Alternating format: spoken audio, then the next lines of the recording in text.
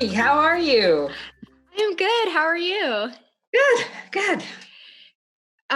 We both have fireplace background. I decided sitting on the couch probably wouldn't be really great. So, Oh, yeah. It's a little bit hard with like the laptop on your lap, even though that's what it's called. yes, yes. And so reading Zoom tutorials, they say always elevate it so your eye level. Oh, right. I just learned that too. So mine's sitting on a box of light bulbs. Mine's sitting on an old empty shoebox. Virtual high five. Yeah. So how's it going?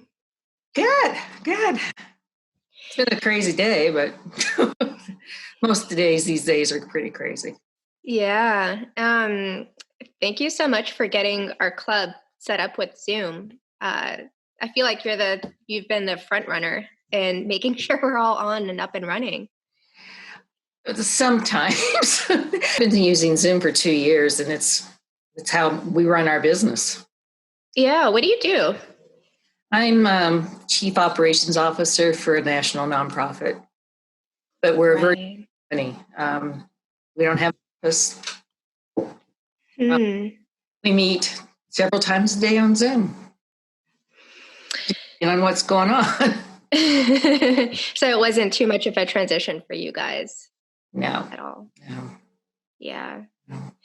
I do most of my work not necessarily on Zoom, but virtual hangouts. Google Meets is a big one. I haven't tried that one yet. Yeah, I mean, it's pretty, if you have a Gmail address and you use Chrome, then it's pretty easy because it just automatically connects everything. So if you create an invite, then you just say like add conferencing and it automatically adds a Google Meet link. Oh, that's cool. Yeah. Well, thanks so much for chatting with me today. I'm excited to talk to you. I'm excited to talk to you too. We had that one dinner and that was it. Yeah, for Anna's celebratory dinner for the Bolivia Water Project. Yes. Yeah, it was fun. We got to hang out quite a bit that night, but not after that. And Until we now. Promises that we would. So. No. But yeah, just a quick intro for other Rotarians who are going to be watching. This is, our club obviously meets every Thursday, and you've done a terrific job kind of moving us all towards Zoom and virtual meeting platforms while we are, all sheltering in place due to COVID-19. But I just thought it would be a good kind of time for me to, use some of this time that we have and all of us are kind of meeting virtually. So take this opportunity to get to know a couple of my fellow Rotarians a little better. I think it's a great idea. Thank you. And I haven't, like you said, we talked that one time at the dinner and, I know we've been to a couple of meetings together, obviously, but I haven't had a chance to chat with you one-on-one. So I'm excited to do that. Yeah. Looking forward to it. And I want to get to know you too. So all right. Did you bring a beverage? I did. Good old water. Looks like water with ice. It is. It is. I chatted with Chris and he was drinking hot water. So the opposite of you. Oh, well, this morning I had tea, but this afternoon the sun came out and I thought, okay, I'm going to have water. So yeah, healthy beverage. What are you drinking? I'm drinking a little bit more coffee with cream and sugar. Good for you. And I also have water with me. This cup with my initial. That's a big cup. It is. Yeah, I got it from work a long time ago. But yeah, I mean, I'm kind of like, I know a little bit about you, but where were you? Kind of just tell me a little bit about yourself. Like, where were you born and raised and what brought you to San Ramon Rotary? I was born and raised in a small town called Liberty, Missouri. Mm-hmm. And my ancestors settled there in 1824, and my parents live on the land that they settled. Grew up there, and when I was in high school, I got the travel bug because I was an exchange student in Malaysia and never could live in Liberty again. So I've traveled all over the world. I've lived in Chicago, and I've lived in the Bay Area. And what brought me to Rotary is I grew up as a Rotarian's daughter. And we were always going to Rotary picnics and doing volunteer work. And unfortunately, most of my career, Rotarians were only men. And so finally, when they opened up the floodgates, I think I was the fourth Rotarian female in our club, and I joined in 1992. And so how many women were in Rotary when you joined? 3. 3. And was it San Ramon Rotary when you joined? Mm-hmm. It was. Who were those other women? Michelle Riopel was one. A woman named Barb who had worked. Is she related to Garth? Yes, Michelle's Garth's wife. Oh, okay. Yes. And then there's a woman named Barb who was a hoot. She worked at AAA and she had racehorses, but I cannot think of her last name. And then I honestly cannot remember the other one. So sorry. And so you said, like, when you were growing up as a Rotarian's daughter, were there any women in Rotary at that point? No, not at all. I think it was 1987 or 88 when they finally opened the locks on the door and let the women in. Better late than never. Yes, very much. And I guess, like, how did that feel like being, now we have more than 3 women Rotarians. Luckily, our president, Colette Lay, beautiful Rotarian. How did it feel like when there were just a couple of us back then? It didn't really feel weird, but we were always, I don't know if I should say this. We were always the ones who asked to plan the parties. Not necessarily do any of the highbrow work. That came later. Yeah, but luckily that's changed. And it's changed significantly. Yeah, and you kind of got to see that change, which is really interesting. Mm-hmm. Yeah, it was a great change. Yeah. Were there like women trailblazers, I guess you could say, in Rotary who worked to make that happen throughout the years? In our club or nationally? Both. Yeah, our club had a very strong group of women, very strong. Unfortunately, most of them either have moved or retired or are no longer there, the ones that came through those ranks. But yeah, we did a lot of work and kind of slowly pushed our ways into management of the club. And nationally, there still aren't a significant amount of women in the upper ranks. We still haven't had a female president yet, but I don't see that being that far away. Some of the vice presidents are on the board. So. Yeah, it's kind of a parallel of just where I guess the country is. Or corporations, it's just. Or corporations. Mm-hmm. Yeah. Well, we're going to make it happen. Yes, we are. We already have Colette as president. When was the first female president at San Ramon Rotary? Marie Galbo. Oh! Yeah, and I actually was her sponsor, so that was really cool. How cool. And we had Spike. Spike? Spike. Who's Spike? Mark von Hutzendorf's wife. Okay. Rob. And then Kathy. And now Colette. Wow, so it's a total of 4? Yes. It's got some more work to do. Yeah, our percentages aren't too great right now. What are some of the Rotary kind of memories that stick out for you from, your time being a part of the club? Probably the funniest ones were We used to have demotion parties that were a little raunchy and quite extravagant at the same time. And I've been sewing since I was 5, so I got to make a big bird outfit for Don Jones and a baby bird outfit for Jeff Dish, and they were brothers. And it was one of the most hysterical nights I've ever been to. It was just one of my favorite memories. And another one was when Dennis Harvey was inducted as our president. His nickname was the Shark. And so the women in Rotary, at that time, there were about 8 of us. We were the Sharkettes. And we did a song and dance welcoming him. And that was fun. Did you wear shark costumes? We had shark noses. Oh, wow, cool. So are there pictures?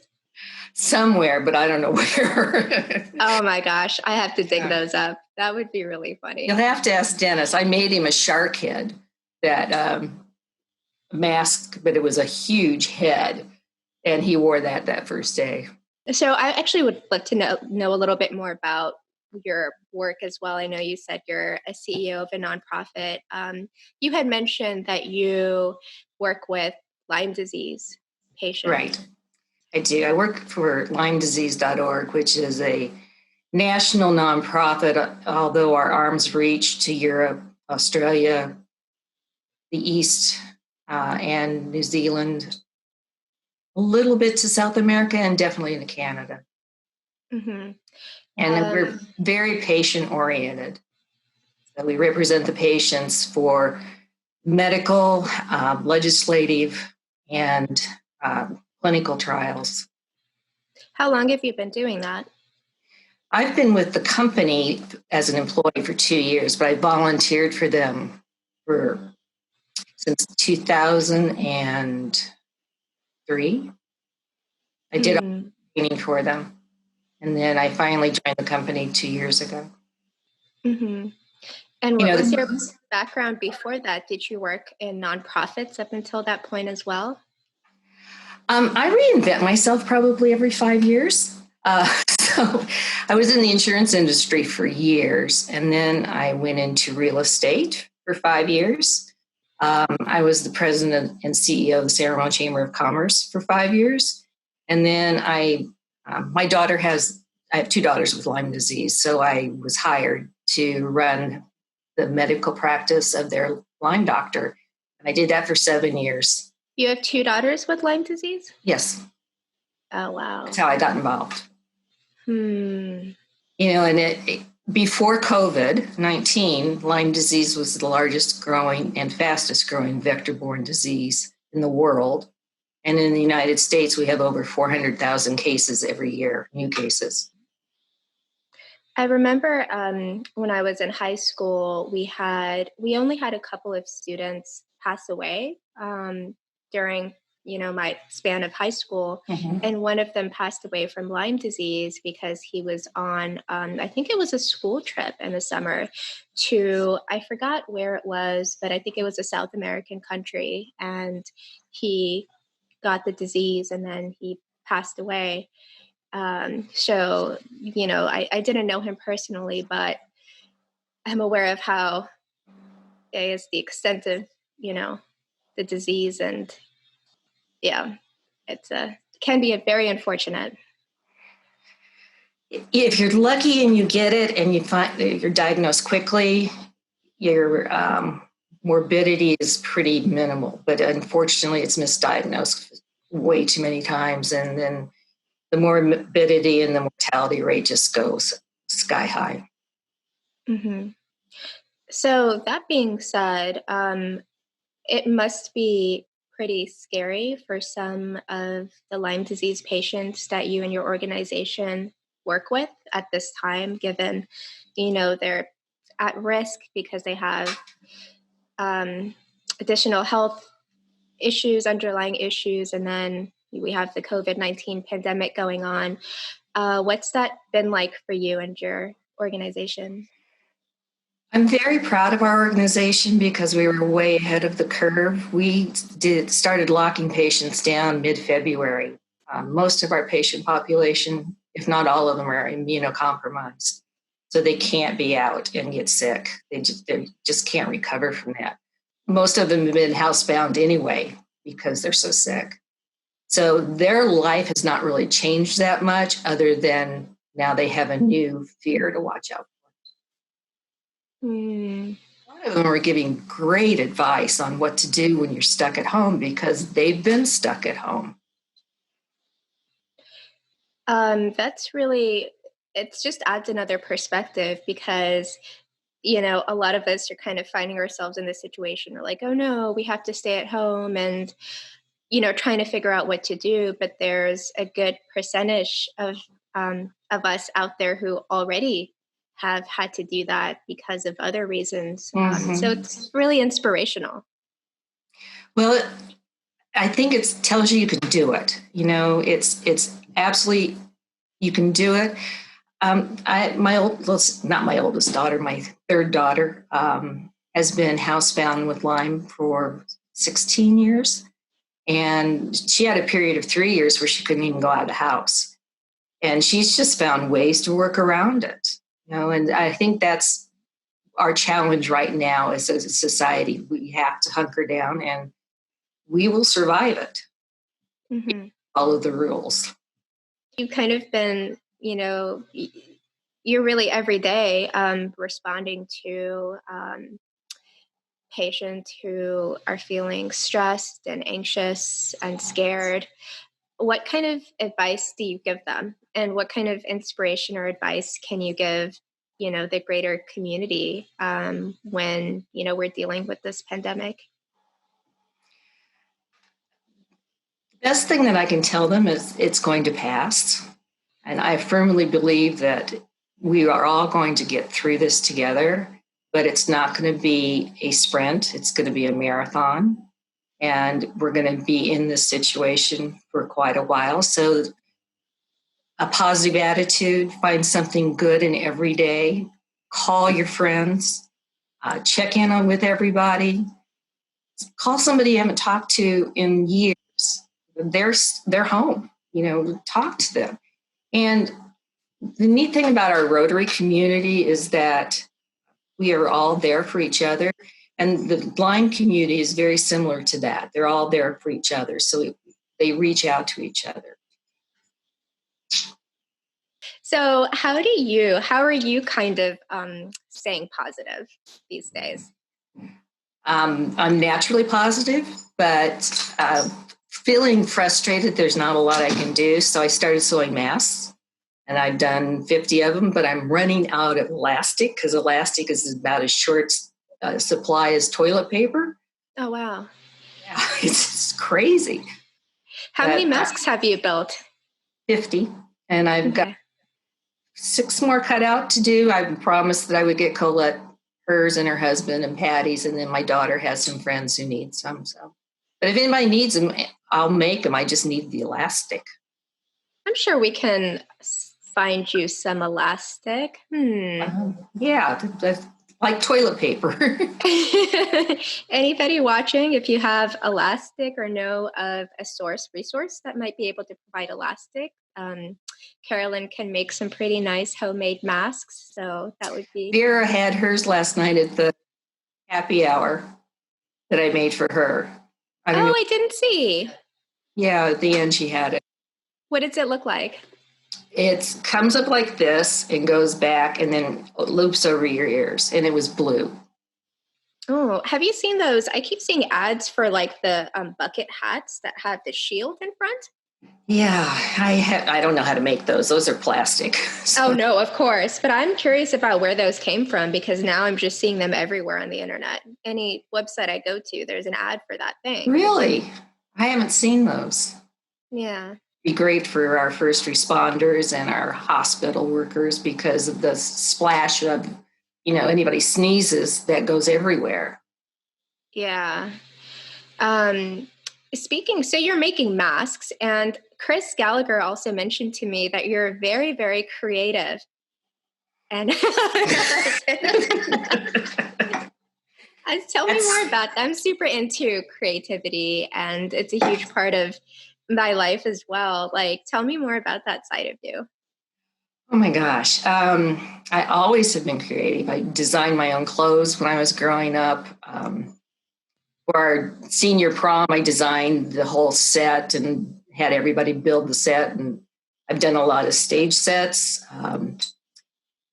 High school graduation at Ramon High is a huge, huge event. And I chaired that one year, and we did this amazing thing. Kathy Gailey helped me, and we did. I painted a 100-foot long horse carousel for when we had carbo load to keep the kids out of the auto parts.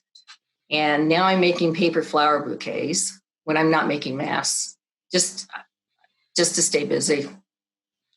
Wow, you're truly a multi-talented woman.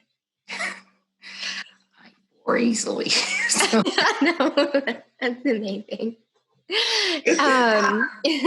So thank you so much for joining me on this chat. Well, thank you for having me, Priya. We have to turn the table around, though. I need to know you. Go for it. I need to know about you.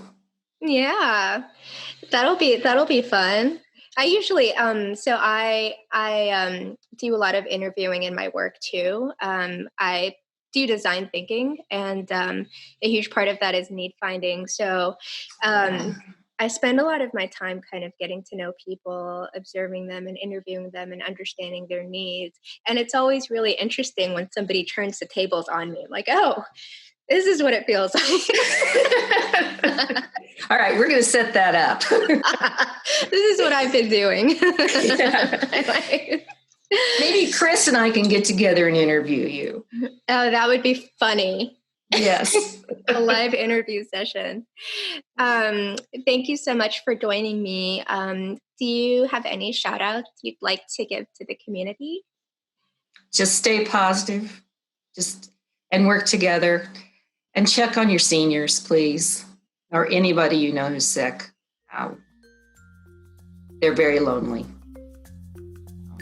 I learned so much from you, Carolyn. Thanks so much for sharing your background and what you do and your inspiration and tips for us. Thank you. Appreciate it. Okay, bye. Bye-bye. Thanks, Priya. Thank you.